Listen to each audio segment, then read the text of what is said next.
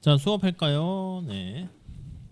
아까 1교시 끝나고 밖에 여길 봤는데 껌껌하더라고. 그래가지고 아 우리만 또 밤에 뭐 공부하나 했더니 저쪽 밖에 보니까 엄청 환하대. 그래가지고 위안이 됐고요. 또 하나는 되게 덥더라고요. 더워가지고 아 이게 마지막인데 그냥 1시간만 하고 끝낼까 약간 그런 생각이 있는데 두 번째 시간에 저걸 키니까 에어컨이 빠방해서 전 시원해서 좋은데 여러분들은 약간 추울 수도 있겠다 하는 생각도 들긴 하는데 그래서 제가 뭐 신난 건 아닌데 수업을 하는데 즐거웠다 뭐 이렇게 그래서 3시간은 아니지만 거의 꽉 채우고 있다 뭐 이렇게 보시면 되겠고 하나 이제 말씀드리고 싶은 거는 이제 어떤 학교나 외국에 보면은 칠판이 이제 막 올리고 내리고 막 이런 게 있었잖아요. 전에 보면은 뭐 제가 그래서 그런 건 아닌데 이 벽이 옛날엔 요 옆이 벽이었지. 그래가지고 저쪽에다도 쓰고 싶었거든.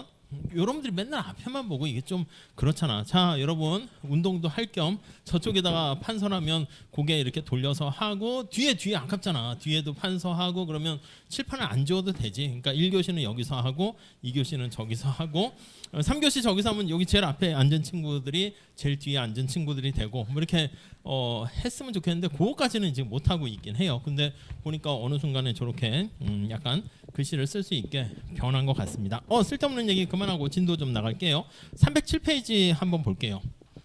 자, 거기 보시면 비용 불변, 비용 증가, 비용 감소 산업 이렇게 나와 있어요.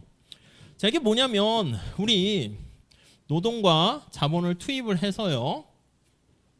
그래서 앞에서 얘기한 것처럼 Q를 생산한다 이렇게 얘기를 했죠.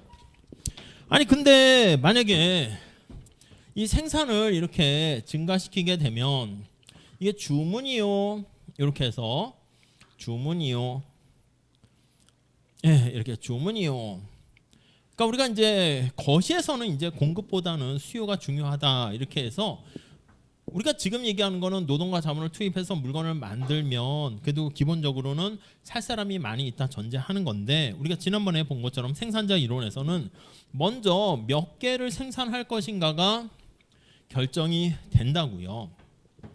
이걸 우리가 이제 최적 생산량을 결정하죠. 최적 생산량은 자, 한계 비용과 P가 같아질 때 이렇게 결정을 해. 그러면 우리가 보는 거는 주문이요. 주문 생산량이 100개다. 그러면 그 목표를 달성하기 위해서 최소의 노동과 자본을 투입해서 최적 노동과 자본의 투입, 요소 투입량이 결정됩니다. 이렇게요. 그래서 우리가 이거 등량곡선 가지고 우리가 생산자 이론 이렇게 표현을 했었죠. 그때 전제 조건이 뭐야? 등비용선 할 때는 아무 얘기 안 하면 노동의 가격인 임금과 자본의 가격 얘는 고정돼 있다고 전제로 깔고 얘기를 한단 말이야. 그렇지. 그러니까 등비용선이 우하향하는 직선이죠. 우리가 이제 보통 일반적으로는 이렇게 요소 시장이 노동과 자본의 가격이 이렇게 불변으로 고정돼 있다는 걸 전제로 하고 얘기를 합니다. 오케이, 이해되시죠? 뭘 얘기하려고 하는 건데요? 그러니까 생산량이 2배로 증가하면 아무 얘기 안 하면 노동과 자본이 2배로 같이 증가한다고 할게요. 그래야 이제 아웃풋이 만들어진다 합시다. 근데 얘가 그대로 가만히 있으니까 그래서 생산량이 2배 증가하면 이렇게 봤을 때 W, L, R, K 지금 W랑 R이 고정되어 있는 거야. 근데 여기 나와 있는 것처럼 생산량이 이렇게 2배로 증가하게 되면 따로 뭐 숫자나 이런 걸 하지는 않을게. 노동과 자본도 같은 크기만큼 이렇게 증가해요. 그러니까 약간 이게 규모에 대한 보수 불변 약간 그런 느낌으로 갔을 때 얘도 고정돼 있기 때문에 이 상황에서는 생산 증가할 때 총 비용도 같은 크기로 증가하니까 장기 ATC는 일정하게 되겠지. 그래서 WL, RK 요거를 Q로 나눠주는 건데 W랑 R은 그냥 없다 생각해도 돼. 고정돼 있으니까 얘가 2배 증가했는데 노동과 자본도 같이 2배 증가하면 얘가 어떻게 되겠어? 일정하겠지. 이렇게 일정 변하지 않는 그런 상황입니다. 그러니까 주문을 더 해가지고 생산을 하는데 평균 비용이 일정한 그런 상황을 우리가 거기 밑에 보면 비용 불변 산업이다 이렇게 얘기합니다. 비용 불변 산업 이렇게요. 우리 의사라든가 이런 사람들은 어떻게 보면요, 갑자기 막 늘릴 수가 없잖아. 수련 과정을 거쳐야 되기 때문에 그만큼 만약에 사람들이 수술이나 의료 행위를 더 많이 해야 된다 그러면 몸값이 올라갈 수밖에 없는 경우가 있어요. 그래서 거기 첫 번째 거기 단락에 보시면, 자, 두 번째 줄 볼게요.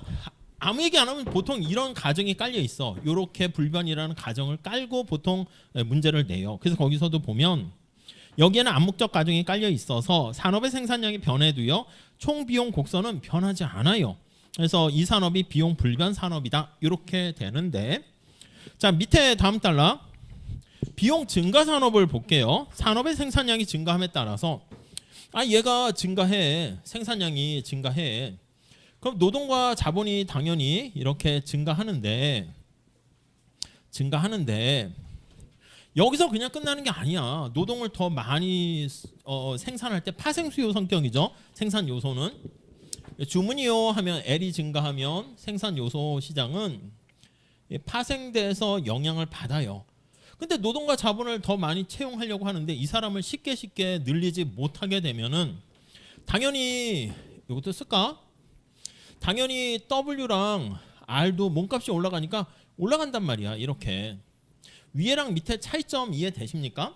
얘는 W랑 R이 고정돼 있으니까 평균 비용이 약간 일정한데 생산 증가시킬 때 W랑 R이 고정되는 게 아니라 W랑 R도 올라간단 말이야. 그러면 이렇게 되면 생산을 증가시킬 때 장기 평균 비용이 얘가 올라갑니다. 증가하게 되는 경우가 되는데 이거를 거기 검정 색깔이 있죠? 비용이 증가하는 산업이 된다 이렇게 되는 거죠. 그러니까 반대로 비용이 감소하는 산업도 있을까요? 그렇지 뭐 앞으로 인공지능 AI가 막 증가하니까 야 그쪽으로 가면 일자리가 많이 생긴대. 그럼 사람들이 거기 막 몰려들잖아. 그러면 얘가 증가하는데 L과 K도 당연히 증가해요. 근데 오히려 사람들이 많이 모이게 되니까 인건비가 이렇게 싸질 수도 있겠죠. 그러면 이 경우는 어떻게 됩니까 하면 장기 평균 비용이 감소, 하락하게 되는 효과를 볼 수 있을 것이고요. 자, 그게 다음 페이지 가보시면 비용 감소 산업이다 이렇게 얘기합니다. 감소 산업 이렇게요. 자, 그러면 살짝 앞에 봤었던 거 다시 해서 책에는 그림은 없지만 308페이지 제일 위에 있는 그거를 한번 볼게요. 이렇게 그래프를 두 개 그려보도록 하겠습니다. 두 개. 자, 이쪽이 산업이야. 그래서 여기 나와 있는 것처럼 수요와 공급 이렇게 있고요. 가격이 이렇게 있어. 그래서 지금 이 상황 하에서 장기 평균 비용 곡선이 이렇게 장기 평균 토탈 코스트 곡선이 이렇게 있어요. 오케이? 이렇게 여기 최저점이 이렇게 되죠. 자, 그런데 이렇게 되어 있는 상태인데 여기 아까 A라고 그랬습니까? 자, 그런데 아까 얘기한 것처럼 비용 자체가 확 기술 진보나 임금 하락으로 변한 게 아니라 이렇게 수요가 증가한 거야. 이렇게. 자, 그러면 가격이 여기까지 올라갔어요. 아까 B라고 했지. 이렇게 올라갔습니다. 그래서 가격이 P2 이렇게 갑니다.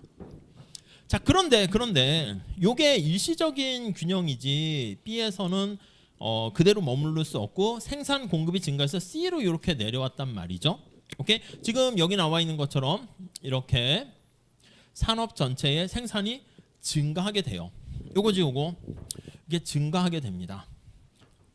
증가하게 되는데 이렇게 증가하게 되는데 Q가 증가시 자, 이쪽이 만약에 앞에 나와 있는 비용 증가 산업이라고 할게요. 산업이라면 오케이. 자, 왼쪽에 메커니즘이 어떻게 돼? 비용 증가 산업은 W랑 R이 올라간다니까. 이렇게 주문이요 해서 늘어났는데 노동과 자본을 더 많이 사용을 해야 돼. 그럼 W랑 R이 올라간단 말이야. 그러니까 여기 나와 있는 것처럼 평균 비용 자체가 이게 올라가요. 아까는 얘가 고정돼 있어서 가격이 C점이 요게 여기로 이렇게 다시 가격이 내려간다고 얘기했는데 지금 이 상황에서는요 평균 비용이 증가하게 되니까 LATC가 개별 기업의 인건비가 올라가는 거잖아. 그래서 상방으로 이동을 합니다. 그러니까 다 그리면 복잡하니까 요것만 그릴게. 얘가 이렇게 이동하는 거야. 이렇게 위로 이동하는 거야. 이해 가시죠? 그래서 LATC 뭐 투 이렇게 올라갑니다.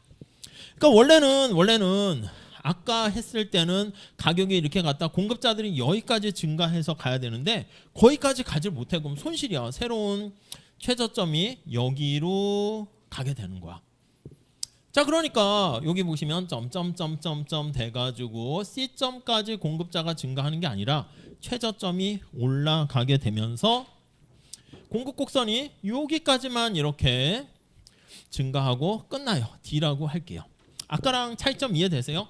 아까는 공급 곡선이 어디까지 갔냐면 B에서 C점까지 갔단 말이야. 근데 거기까지 못 가. 얘가 올라갔으니까 이거 최소점이 올라가 버렸기 때문에 여기 D점까지로 이렇게 가게 되고요. 그래서 정리를 하면 아까는 여기 나와 있는 비용 불변 산업인 경우에는 장기 평균 비용 곡선이 검정 색깔로 일정하니까 A와 C를 연결한 게 이렇게 해서 이게 장기의 산업의 공급 곡선 이렇게 얘기했는데 자 거기 제일 위에 볼까요? 308페이지. 이 경우에는 어떻게 됩니까? A와 D를 연결하게 되는 이렇게 장기 산업의 공급 곡선이 우상향하게 됩니다. 거기 우상향 나와 있죠. 진입과 퇴출을 감안했을 때 기울기가 단기 공급 곡선만큼 가파르지는 않겠지만 수평은 아니고 비용 증가 산업일 경우에는 이렇게 산업 전체의 장기 공급 곡선이 우상향한다. 이렇게 보시면 되겠습니다. 이해 가시죠? 뭐 그 정도까지만 할게요. 그리고 비용 감소 산업은 어떻게 돼? 이쪽에 얘기한 것처럼 평균 비용이 하락하니까 얘가 밑으로 내려가는 거야. 얘가 밑으로 이렇게 내려가요. 비용 감소 산업은. 그러니까 여기다 한꺼번에 그린다 그러면 여기가 이제 최소점이 되니까 여기까지. 그러니까 수요 곡선이 이렇게 있을 때 여기까지. 그래서 공급 곡선이 여기까지 이렇게 갈 수 있겠죠. S3까지 뭐 갈 수가 있을 거야. 그러면 A와 여기를 연결한 비용 감소 산업은 이렇게 우하향한다라는 것을 알 수가 있겠습니다. 보통은 근데 우리가 아무 얘기 안 하면 비용 불변 산업을 암묵적으로 가정하고 얘기를 많이 할 거예요. 그래서 이제 저렇게 이렇게 W랑 R은 고정돼 있다는 걸 전제로 깔고 얘기를 합니다. 밑에 예제가 잘 나와 있는데 그 예제 좀 한번 풀어보시고 거기서는 현재 3달러의 가격이 있었는데 조류 독감 때문에 거기 보시면 치킨 가격이 떨어지게 되는 거예요. 밑에 그림 잘 나와 있어. 여기서는 수요가 증가하는 경우를 했는데 거기서는 수요가 감소하는 겁니다. 그랬을 때 W랑 R이 고정되어 있는 상황에서 표현이 나와 있으니까 한번 보시면 되겠습니다. 다음 309페이지 가보시면 요거는 가볍게 할게요. 8-5 이렇게 했는데 요거는 자 생산자 잉여, 경제적 지대, 경제적 이윤 이렇게 있습니다. 아까 한 것처럼 경제적 이윤과 이윤은 뭐 정상 이윤 아니면 경제적 이윤, 회계적 이윤 그렇게 나눴고요. 얘랑 그리고 생산자 잉여 그거를 비교했습니다. 생산자 잉여 요거 비교하는 거는 앞에서 봤었습니다. 여기에 한 가지가 더 들어가는데 뭐냐면 경제적 지대라는 거를 한번 볼게요. 경제적 지대. 자 우선 거기 살짝 첫 번째 줄 보시면 완전 경쟁 기업에서는 장기적으로 경제적 이유는 빵이다. 그거는 알고 있고요. 거기 밑에 경제적 지대라고 나와 있는데 살짝 개념 정도만 볼게요. 첫 번째 줄 볼까요? 산업 내 모든 기업이 다 같은 비용을 갖는다 했는데 이런 가정은 현실적이지 않습니다. 아니 현실에서는 기업이 생산하는 비용이 다 다르지 않겠습니까? 현실에서는. 자 거기 두 번째 줄 볼까요? 생산 기업 간의 기업마다 거기 보시면 두 번째 줄에 생산 비용은 생산하는데 비용은 차이가 발생합니다. 그렇지, 더 싸게 생산할 수 있고 더 비싸게 생산할 수 있고요. 아니 왜 차이가 발생하는데? 라고 하면 자, 두 번째 줄 끝에 서로 다른 투입물의 가격에 직면할 수 있고, 그렇지, 노동과 자본의 투입 가격이 다른 거야. 달라. 그러니까 더 싸게 노동과 자본을 사용할 수 있으면 똑같은 물건을 생산하는데 더 싸게 생산할 수 있겠죠. 그 다음에 효율성의 차이가 발생할 수 있어요. 생산 과정에서 경험이라고 할까? 그래서 거기 끝에 보면 특별한 노하우가 있는 거야. 경험을 자꾸 하다 보면은 시행착오 과정에서 좀 뭔가 실수하면서 얻게 되는 게 있겠죠. 생산 능력이 다를 수도 있고요. 이거 뭐 경영학에서 많이 얘기합니다. 이런 것들 다 해가지고 현실의 기업의 사례 분석으로 해가지고 많이 얘기할 수 있겠죠. 생산 능력의 차이가 있을 수 있고, 그다음 역사적 우연에 의해서, 그래요, 시간이 감에 따라서 역사적인 운때가 맞는 거지. 우연에 의해서. 아무튼 그런 측면에서 효율성이 높을 수도 있겠습니다. 자, 이런 것들로 인해 가지고 거기 보니까 우월한 자원을 갖게 되는 행운을 또 누릴 수가 있게 됩니다. 자, 다음 줄에 보시면 완전 경쟁 산업에서 기업 간의 비용 차이가 있을 때 보다 효율적인 생산자는 경제적 지대라는 특별한 유형의 수익을 갖게 되네요. 이 지대라는 게 우리가 렌트라고 하는 거지. 렌트. 이 땅값이잖아요. 땅값. 그러니까 여러분들이 여기 땅이 있어.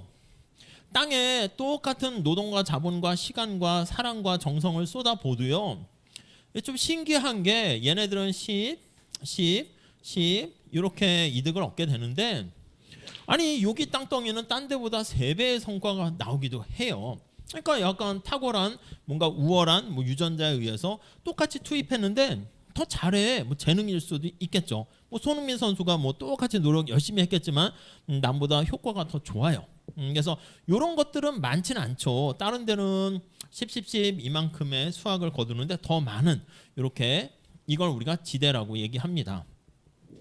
약간 이러한 땅은 약간 금싸라기 땅 같은 경우는 공급이 이런 것들은 제한돼 있죠.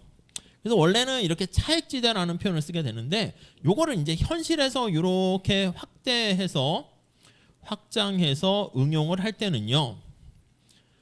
자, 요거는 이제 뭔가 진짜 땅에 뭔가 그 역사적인, 아니 어느 땅은 어느 바다를 팠더니 거기는 석유가 나오고 운이지. 사우디나 뭐 이런 데 보면 사실 뭐 그거 야 석유 나오니까 우리 여기 정착하자 그런 건 아닐 수도 있잖아. 운일 수도 있고 뭐 행운일 수도 있는데, 요걸 확장해서 이런 것들은 공급이 제한됐잖아. 그래서 이제 현실에서 보면 인위적인 지대를 만들기도 합니다. 추구하기도 해요.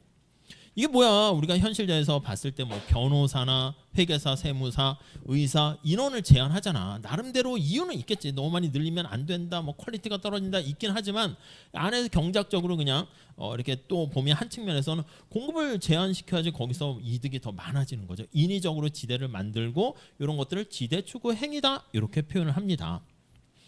자, 이거는 뒤에 경작에서도 많이 활용돼서 얘기는 할 건데, 지금 뭘 얘기하는 거냐면 이 지대라는 얘기는, 경제적 지대라는 얘기는 그러니까 개념 자체가 뭐와 관련된 거냐면 인풋과 관련된 겁니다. 인풋. 그러니까 생산 요소와 관련된 거야.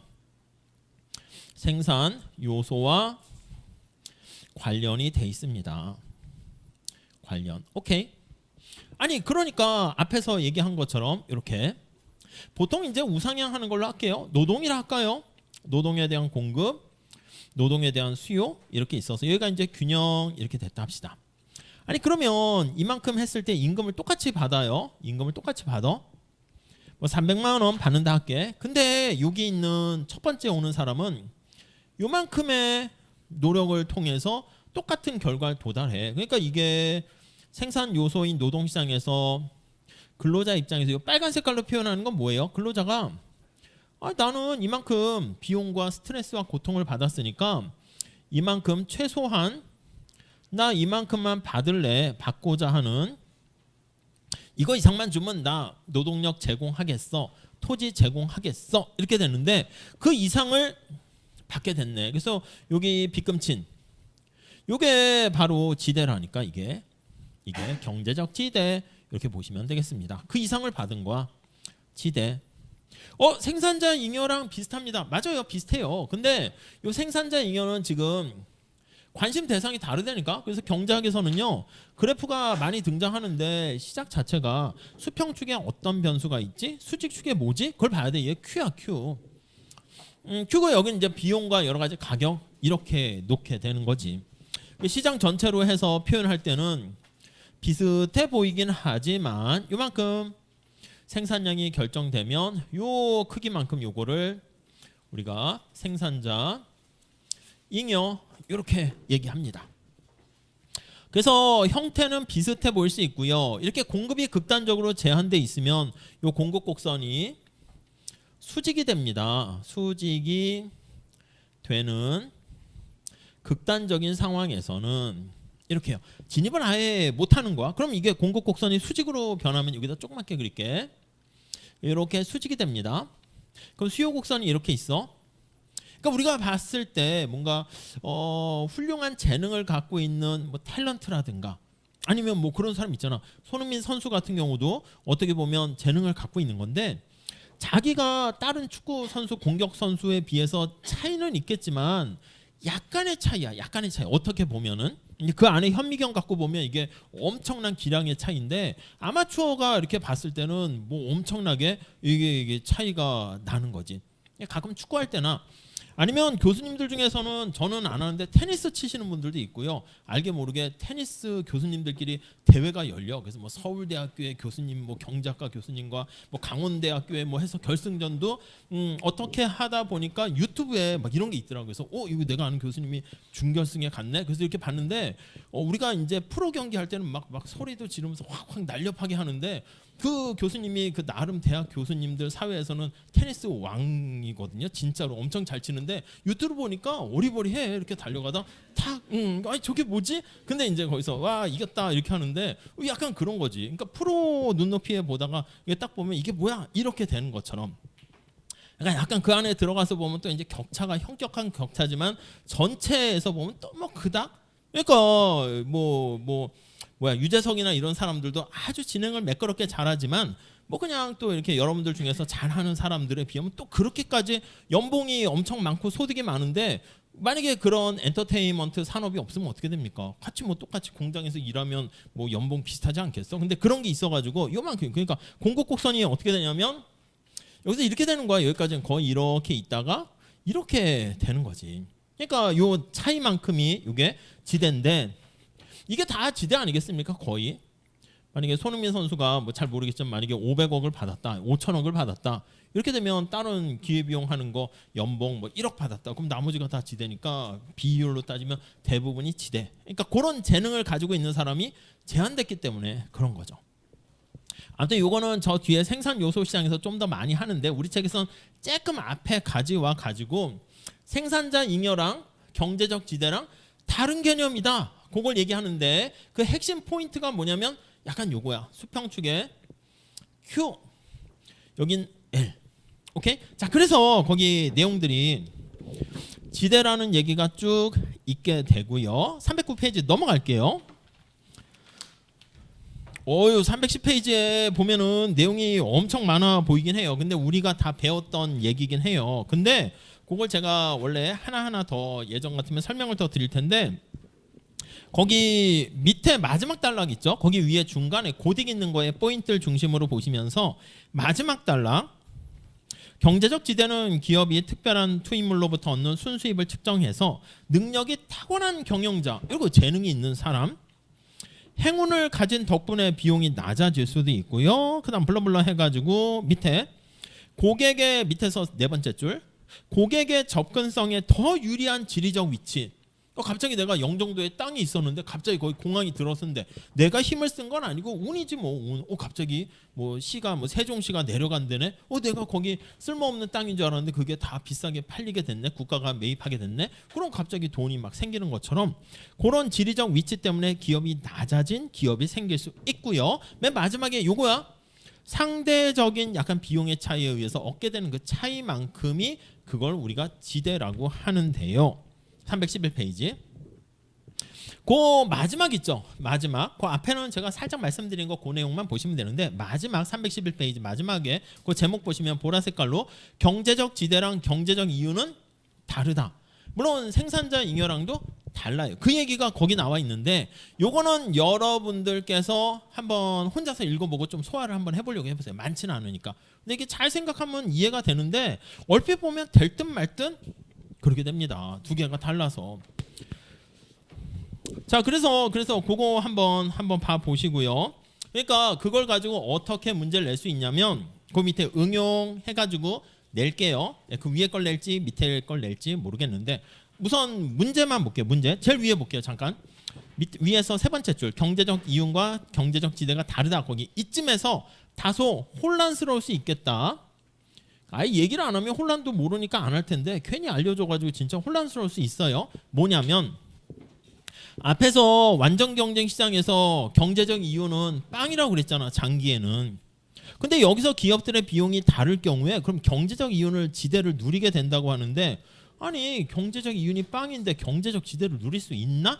그런 생각을 할 수 있는데 그거는 이제 관심사가 다르기 때문에 그렇다라는 거예요. 그래서 그 얘기가 거기 중간에 쭉 설명이 나와 있고요. 밑에 응용 살짝 볼게요. 응용. 자, 거기 보시면 첫 번째 단락 볼게요. 첫 번째. 멕시코 아보카도는 멕시코 아보카도 농장들로 이루어진 컨소시엄인데요. 슈퍼볼 게임에서 아마도 아보카도 샐러드를 먹으면서 경기를 보려는 사람이 많이 있을 수 있나 보죠. 그래서 아보카도를 더 많이 사 먹으라고 TV에서 광고를, 이때는 광고비도 되게 비싸잖아. 멕시코 아보카도 생산은 그치 전 세계 아보카도 시장에서 엄청나게 많은 사람들이 있기 때문에 가격 수용적인 완전 경쟁 산업에 가깝습니다. 그럼 우리가 봤을 때 아니 플러스 이윤도 아니라 이윤도 제로가 될 텐데 얘네들은 정신 나갔나? 경제적 이유는 빵일 텐데 아니 왜 수요를 증대시켜 봤자 어차피 이유는 제로가 될 텐데 왜 거기다 쓸데없이 돈을 쓰지? 내가 말이야 이 경작을 좀 배웠는데 완전 경쟁 시장이면은 야 너 수요 이렇게 할 필요 없어. 그럼 신규 경쟁자들이 들어와서 가격은 다시 떨어지고 이유는 제로로 가니까 쓸데없이 수요를 증가시키려고 광고에 돈 쓰지 마. 너만 손해야. 이렇게 생각할 수 있다고요. 근데 얘네들은 거기 두 번째 단락에 두 번째 경제적 이윤이 제로일 텐데 왜 수요 증대를 위해서 아보카도 광고를 하는 것일까? 그 얘기가 사실 지대라는 거예요.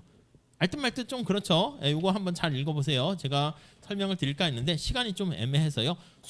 숙제가 아니라 시험에 낼게요. 시험에 낼 거니까 이거 잘 읽어볼 거야. 제가 딴 데는 그림 보고 딱딱 하면 됐는데 요거를 잘 이해하고 고민했는가 그 흔적이 답안지에 나올 수 있도록 제가 할 테니까 그 사례와 앞에 얘기를 좀 읽어보시고 고민하시면 아마 이해는 하실 것 같습니다. 자, 이렇게 해서 우리가 수업은 오늘로 이렇게 끝내고요. 다음 시간에 기말고사 보는 걸로 하고 문제 유형은 중간고사 때 봤던 거랑 비슷하게 할 거고 분반을 역시 똑같이 할게요. 그래가지고 거기 공지사항에 문제는 제가 오늘이 목요일이지 제가 봤을 때 수요일날 새벽에 낼 것 같아. 새벽에 내거나 아니면 뭐 목요일날 아침에 내거나 제가 말씀드렸죠. 뭐 미리미리 내봤자 아니야 할 일이 없어지는 게 아니라 또 있더라고. 그러니까 여러분들 벼락치기 하세요 그냥. 미리 해야 돼. 뒤에 연습 문제랑 똑같은 문제 낼 테니까 그거 잘 풀어보시고 고민하시면 될 것 같습니다. 자 여기서 마칠게요. 수고하셨습니다. 예.